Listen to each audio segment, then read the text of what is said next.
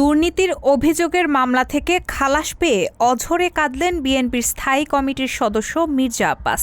রায় ঘোষণার সময় মির্জা আব্বাসের স্ত্রী আফরোজা আব্বাসও আদালতে ছিলেন। বৃহস্পতিবার ঢাকার বিশেষ জজ আদালত ৬-এর বিচারক মোহাম্মদ মাসুদ পারভেজের আদালত অভিযোগ প্রমাণিত না হওয়ায় মির্জা আব্বাসকে বেকসুর খালাসের রায় দেন। খালাসের রায় পেয়ে সাংবাদিকদের সঙ্গে কথা বলেন বিএনপির এই সিনিয়র নেতা। তিনি বলেন, আমার জীবনের ১৭ বছর কেড়ে নিয়েছে আওয়ামী লীগ সরকার। আমার পরিবার সব ধ্বংস হয়ে গিয়েছে। শুধু আমি নই, আমার মতো অনেক নেতাকর্মী রয়েছে যাদের জীবন শেষ হয়ে গিয়েছে জেলে থেকে।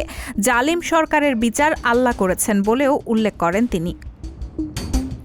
মামলার অভিযোগ থেকে জানা যায়, মির্জা আব্বাস আয়ের সঙ্গে সঙ্গতিবিহীন ৭,৫৪,৩২,২৯০ টাকার সম্পদ অর্জন এবং ৫৭,২৬,৫৭১ টাকার সম্পদের তথ্য গোপন করেছেন। ২০০৭ সালের ১৬ আগস্ট দুর্নীতি দমন কমিশনের উপপরিচালক মোহাম্মদ শফিউল আলম রাজধানীর রমনা থানায় এই মামলাটি দায়ের করেন।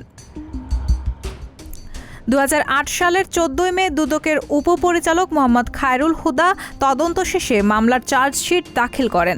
চার্জশিটে তার বিরুদ্ধে আয়ের সঙ্গে সঙ্গতিহীন ৪,২৩,০০,০০০ টাকার সম্পদ অর্জন এবং ২২ লাখ টাকার সম্পত্তির তথ্য গোপনের অভিযোগ আনা হয়।